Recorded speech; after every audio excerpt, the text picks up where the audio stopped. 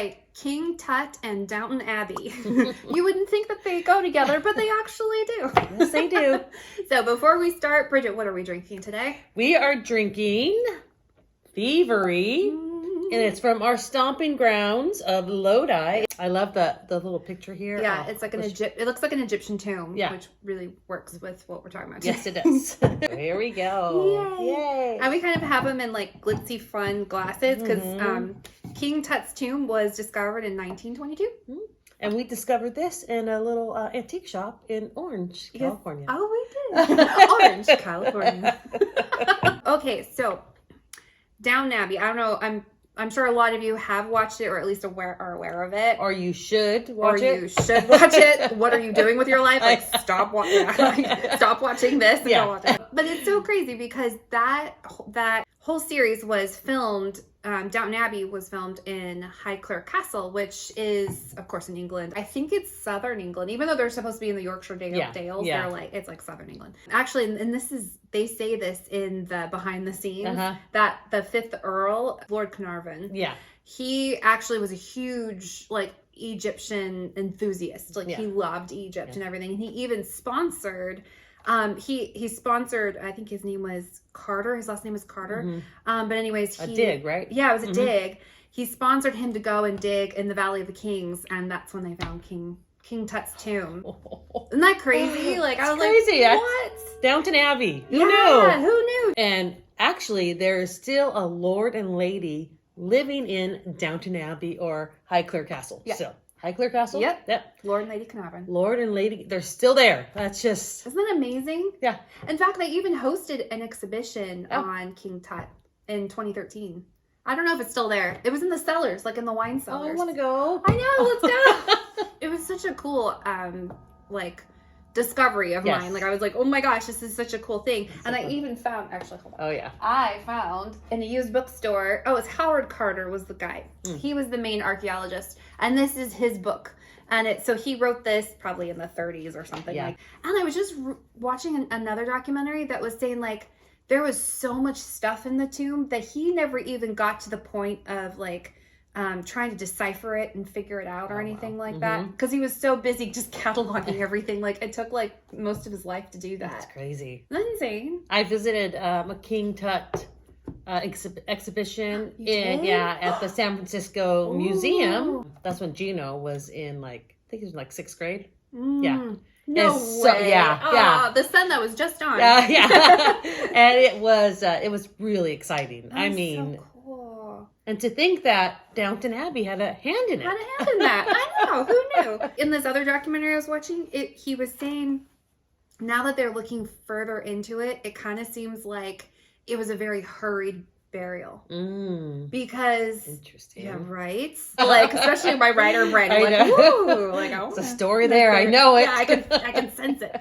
Because they had if you look at the tomb, it was too small for the sarcophagus. So they actually had to hurriedly, it looks because everything's beautiful in Egypt, right? All these beautiful sculptures, and then all of a sudden you have this wonky wall that they had to cut into just to get the so it was the sarcophagus wasn't made for that tomb. Interesting. Yeah. And this too, his headdress, right? And his face. So originally these were two separate pieces that they put, they make the death mask and then they put it onto the headdress. Yeah. But this mask was not supposed to be on this headdress. That this is actually a woman's headdress. What? Yeah. Isn't that crazy? And the way they know that is because the ears are actually attached to the headdress. And so just the face goes on. Oh, okay. And the ears are pierced. And she said the only people that had pierced ears back then were young children and women, but not adult males. Interesting. I didn't know that. And I went to the exhibition. I don't remember that. Yeah. Ooh, I want to. Yeah. I want to sit and talk about that afterwards. I was wait a second. Yeah. Why? Let's come up with some idea of why that happened. And what's interesting, I don't think I realized this, but his mom was Nefertiti. Yes. Yeah, I don't think I realized that. That's probably a well-known fact, but I didn't. I was like, oh my gosh. Well, sometimes two separate. You connect them exactly. Yeah. I was like, oh my gosh. So she had him, and it just makes me wonder. The tomb itself, or his sarcophagus, he didn't even fit in it. They had to cut his toes off.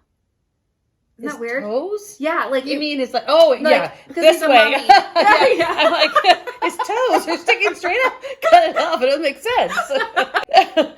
So you mean the actual the height of it? The height of his foot, because you know, like how mummies are, like this, and their feet. So they cut off the toes in order to put the lid on. Like he was super interesting, huh? Isn't that weird? Yeah. So there's like all these, and like they were saying like the hieroglyphs in there.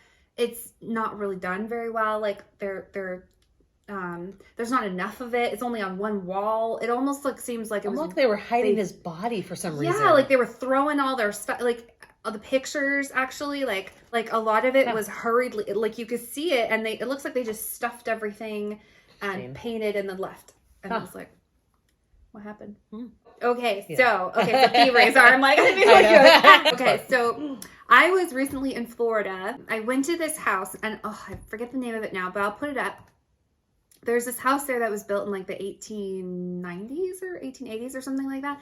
But he loved Egyptology. And so there's a room in that house. It's like a small mansion. It's not huge, but inside it looks like Granada, Spain. One of the palaces in Spain.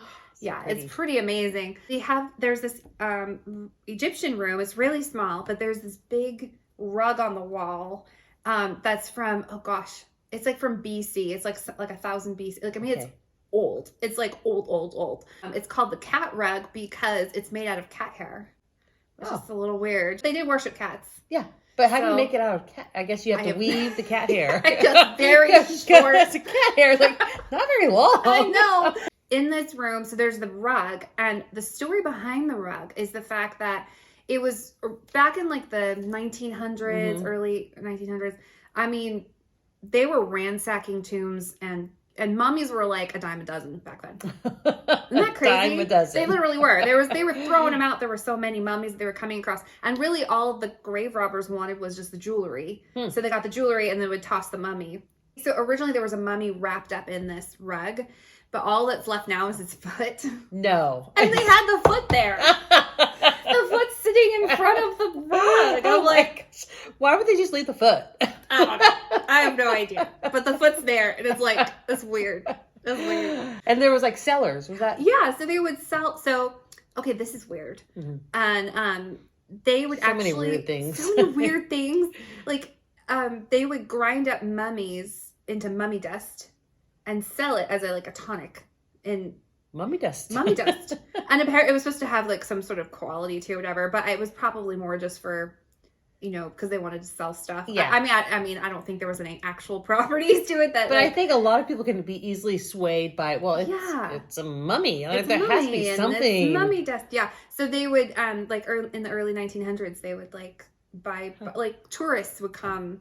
And buy mummy dust and as they're touring. I mean, it's just interesting. I was like, wow.